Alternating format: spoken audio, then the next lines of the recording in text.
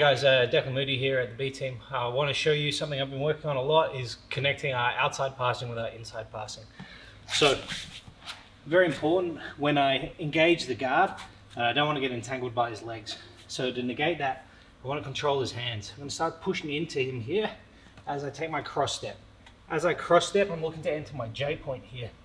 Ideally, I want to get my head low, but Drew's doing a good job of upper body framing me here. To deal with this, I'm going to circle my head. Now I'm going to take a shin pin and a near side underhook. From here, Drew's generally going to place his butterfly. I'm going to use my inside elbow to flare his knee here. From here, I'm going to bring my weight across. Let me just step over directly into the mount here. Important when we engage, we don't want to be entangled. So I control his hands, trying to place him to his chest. I take my nice tight cross step. From here, trying to get my head low. Drew's doing a very good job of framing me off. I've changed the angle by circling my head. From here now, my knee's going to cut across as I take my near side underhook. Drew's done a good job placing his butterfly hook. My elbow comes inside of his thigh line, weight comes across, allow me to step directly over into the mount. I'm going to engage Drew here, and what I want to avoid is his ability to entangle me, okay? So if I step in with any leg here, he can grip me, move to whatever position he likes.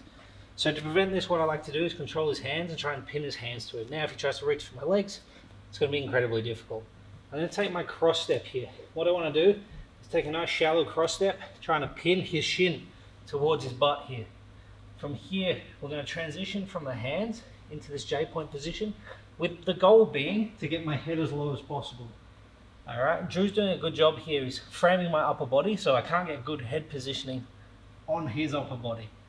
So I have to try and change the angle here. So what I like to do, I push in.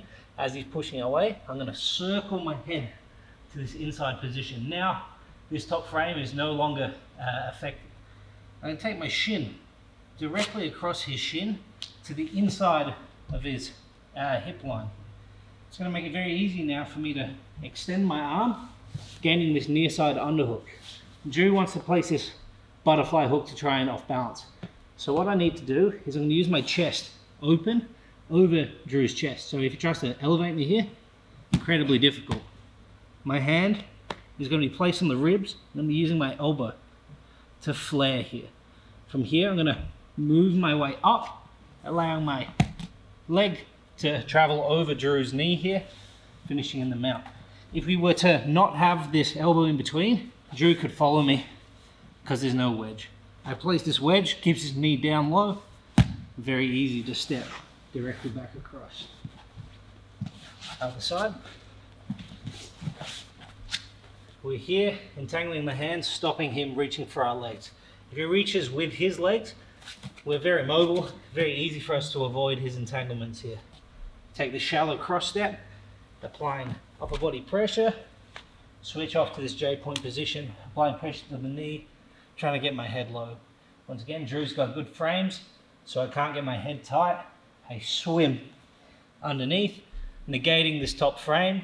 We're going to cut our knee inside as I take my near side underhook. Straight away, Drew's placing the butterfly hook. My chest comes across as to not get elevated.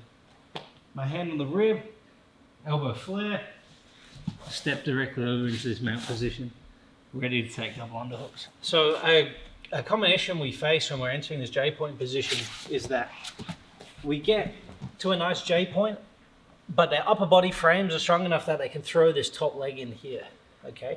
What we can do, because it's not like the gi where they can grip us and hold us tight, is we can always extract ourselves. So the two ways I like to deal with this is extract, apply lower body pressure, and re-enter, or I like to catch it early, where he goes to throw, and my hand is going to move from the knee to the shin. I'm just going to push his leg back away as I drop my head.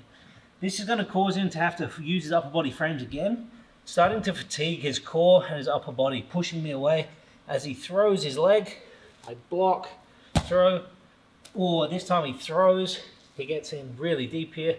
I apply some pressure and then I extract, allowing me to re-enter this nice tight J point, ready to move into our technique, moving across the body.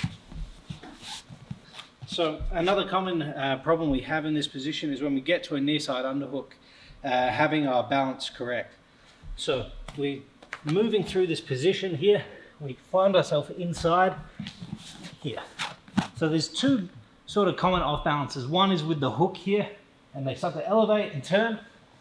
Another one is more of using this underhook and turning into me here, okay? So to avoid these problems, we want to be pulling with our near side underhook, whether that be on the shoulder or on the flat of the back, and we want to be taking our chest over to the opposite side. If I'm worried about them being lifted, I'll use my head on the mat, but generally my chest coming across is going to be sufficient. From here now, if Drew tries to lift me with his hook, he's actually going to give us this pass. And if he tries to turn into me, it's going to be very difficult for him to move my body weight when his hips are contorted in this manner, allowing us to step directly to mount. These are some concepts that I picked up from training with Joseph Chen. His ability to play this stepping over the hook is impressive, and his J-point details. In my time, I've used these techniques separately, and I've started really trying to combine them, going from outside passing into our inside chest-to-chest passing. All right, guys, thanks. I hope you liked that technique. If you did, be sure to like the video, comment for other techniques that you want to see, and be sure to subscribe to this channel. For more technique videos, you can check out B Team on Submeta. And for anyone who wants to come and train here at the B Team, everybody's welcome. I teach Monday through Friday in the mornings at 8 a.m. Be sure to come and check it out.